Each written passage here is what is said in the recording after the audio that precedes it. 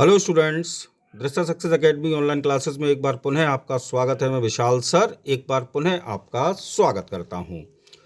जैसा कि मैं अपने इस समय जो स्टूडेंट्स फर्स्ट सेमेस्टर की पढ़ाई कर रहे हैं, बीएससी, बीए या बीकॉम, और जिन्होंने अंग्रेजी विषय लिया है, उन स्टूडेंट्स की तैयारी करा रहा हूं।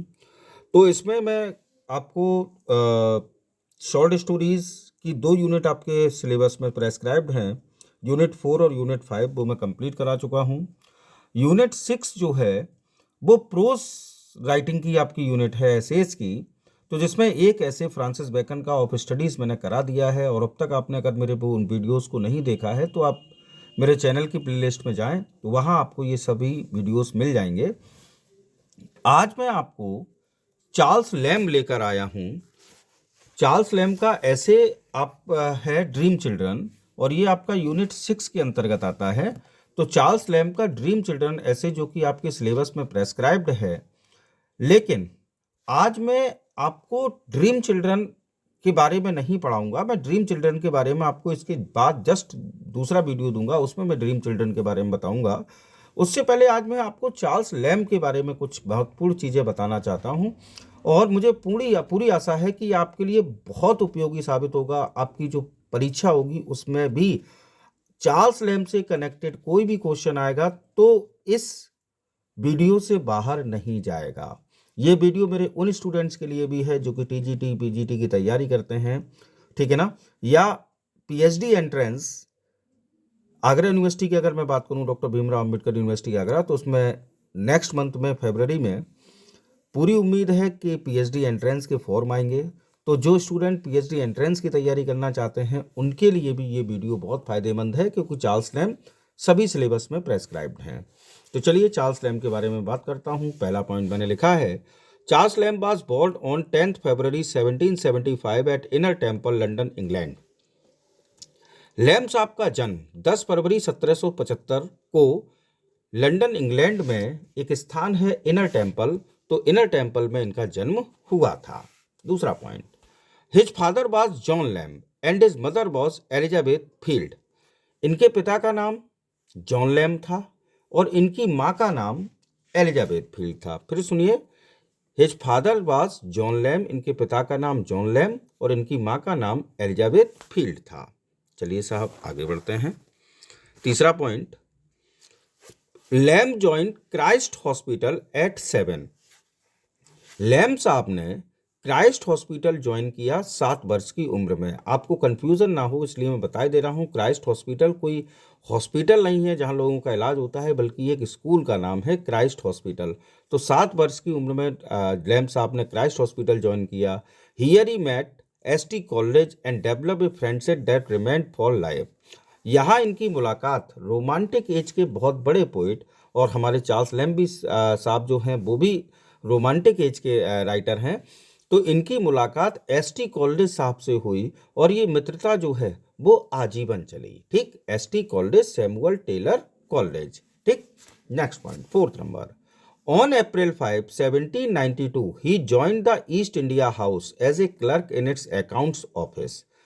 5 अप्रैल 1792 में लैम्ब साहब ने ईस्ट इंडिया हाउस जो कंपनी थी उसमें एक क्लर्क के रूप में ज्वाइन किया अकाउंट ऑफिस में। ही सर्व्ड हियर टिल 1825, और यहाँ इन्होंने 1825 तक जॉब की। ठीक, मतलब टिल रिटायरमेंट तक इन्होंने यहाँ जॉब किया। अब ईस्ट इंडिया कंपनी हम सब जानते हैं, भारत जब कॉलोनी था आपका ब्रिटेन का, तो ईस्ट इंडिया कंपनी थी, तो वही ईस्ट इंडिया हाउस में इन्होंने क्लर्क की जॉब की थी। चलिए नेक्स्ट पॉइंट आता है, 5th number, On September 22, 1796, his elder sister Mary, in a fit of rage, killed her mother. 22 सितंबर 1796, 22 सितंबर 1796, इनकी एक बड़ी बहन थी जिनका नाम था मैरी लैम्ब। मैरी लैम्ब ने, आप कह सकते हैं, उनको फिट पड़ते थे, दौरे आते थे, तो क्रोध की फिट में उन्होंने क्या किया, अपनी ही माँ का कत्ल कर दिया। यानी कि चार्ल्स लैम्ब और मैरी की जो माँ थी एलिजाबेथ, अभी मैंने नाम बताया था आपको, एलिजाबेथ फील्ड, तो उनकी उन्होंने क्या कर दी, हत्या कर दी। ठीक, six point, Charles lamb was a life long bachelor. Charles Lamb की बात करें अगर हम, तो ये लाइफ लॉन्ग बैचलर थे, इन्होंने पूरे जीवन भर विवाह नहीं किया। He loved a lady named Ann Simmons. वो एक लड़की से प्रेम किया करते थे, एक लेडी से प्रेम किया करते थे जिनका नाम था एन सिमंस।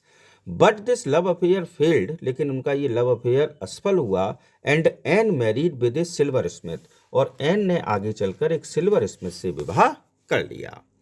नेक्स्ट पॉइंट आता है 7 number, lamb and his sister adopted a child named एमा इसोला इन 1823।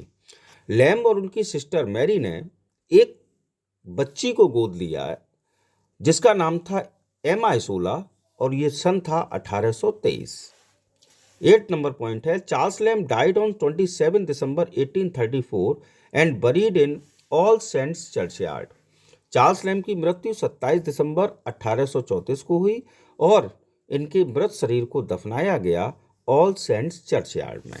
ठीक, ये तो हो गई इनकी लाइफ के कुछ जो बायोग्राफी है।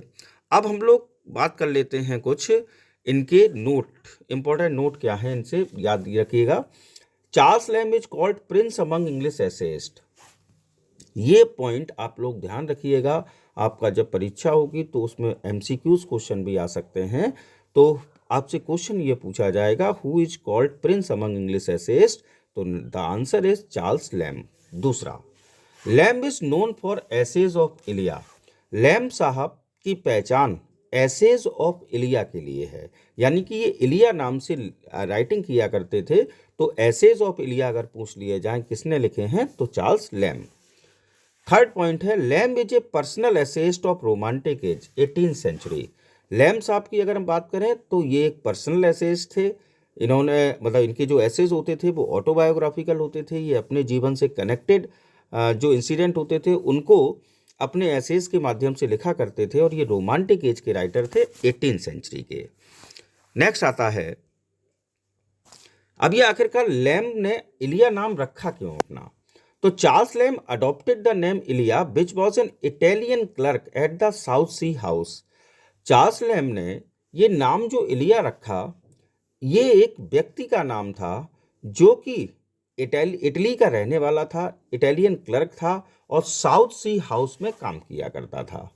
तो उसके नाम को इन्होंने अपनी राइटिंग में यूज किया। ठीक, तो फिर समझ लीजिए, चार्ल्स लैम्ब ने ये नाम इलिया जो था वो एक इटालियन क्लर्क का नाम था इलिया, और उस जो कि साउथ सी हाउस में काम किया करता था उसके नाम का प्रयोग इन्होंने अपनी राइटिंग में किया। Fifth point, Lamb started his literary career as a poet. ध्यान रखिएगा, चार्ल्स लैम्ब को हम एसेइस्ट के रूप में जानते हैं, उनकी पूरी दुनिया में पहचान एसेइस्ट के रूप में है, लेकिन उन्होंने अपना लिटरेरी कैरियर जो है वो एज ए पोएट स्टार्ट किया है। नेक्स्ट आता है मोस्ट फेमस वर्क्स, इनके सबसे प्रमुख वर्क्स। ठीक, पहला blank verse poetry 1798 publication, a tale of Rosamund Gray and old blind Margaret 1798। 1798 विशेष ध्यान रखिए, रोमांटिक एज का आरंभ 1798 से है। ठीक है, फिर आता है जॉन वुडवेल, पोइटिक ड्रामा है ये जो कि 1802 में पब्लिश हुआ। फिर है टेल्स फ्रॉम शेक्सपियर 1807 में ये वर्क आया। द एडवेंचर्स ऑफ यूलिसस 1808 में ये वर्क आया है। Specimens of English dramatic poets who lived about the time of Shakespeare, एक और इनके वर्क का नाम ध्यान रखिए, specimens of English dramatic poets who lived about the time of Shakespeare, और ये वर्क इनका आया था 1808 में। कब आया साहब? 1808 में इनका ये वर्क पब्लिश हुआ है। 7 नंबर पॉइंट है, अगला वर्क है इनका on the tragedies of Shakespeare 1811। On the tragedies of Shakespeare 1811। अगला वर्क इन्होंने लिखा witches and other night fears, witches and other night fears, ये वर्क आया 1821 में।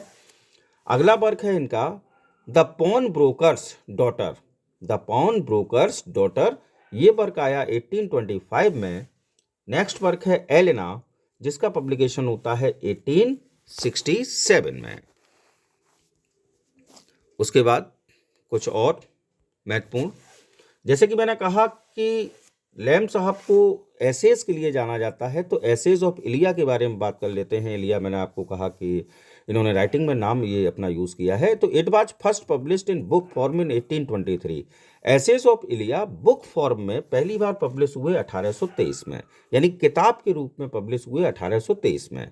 The essays in the collection first began appearing in the London magazine. ये जो essays जो इनके फर्स्ट, मतलब जो इस एसेज ऑफ इलिया के कलेक्शन में दिखाई दिए, इनका पब्लिकेशन लंदन मैगजीन में होना आरंभ हुआ था 1820 से एंड कंटिन्यूड टू 1825। और कब तक ये पब्लिकेशन लंदन मैगजीन में चलते रहे? 1825 तक। तो ध्यान रखिए, एसेज ऑफ इलिया पहली बार बुक के रूप में पब्लिश होती है 1823 में, और इसमें जो एसेज हैं वो वे एसेज हैं जो कि लंदन मैगजीन में पब्लिश होते रहे 1820 से लेकर 1825 के बीच। चलिए अब कुछ इनके बहुत महत्वपूर्ण एसेज की बात कर लेते हैं जो कि पूरी दुनिया में इनके नाम को पहचान देते हैं। पहला ऐसे है द साउथ सी हाउस, दूसरा है ऑक्सफोर्ड इन द वैकेशन, तीसरा है Christ hospital 5 and 30 years ago, Christ hospital 5 and 30 years ago। एक और अगला वर्क है इनका the two races of man, next work New Year's Eve, फिर Mrs Battle's opinions on whist, Mrs Battle's opinions on waste.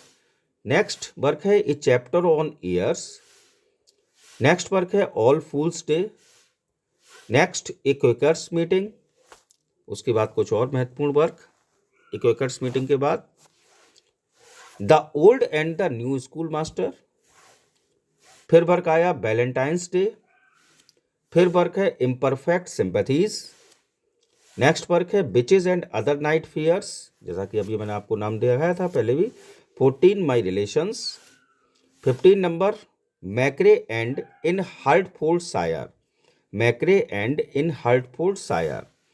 अगला work modern gallantry, next work है the old benchers of the Inner Temple, the old benchers of the Inner temple.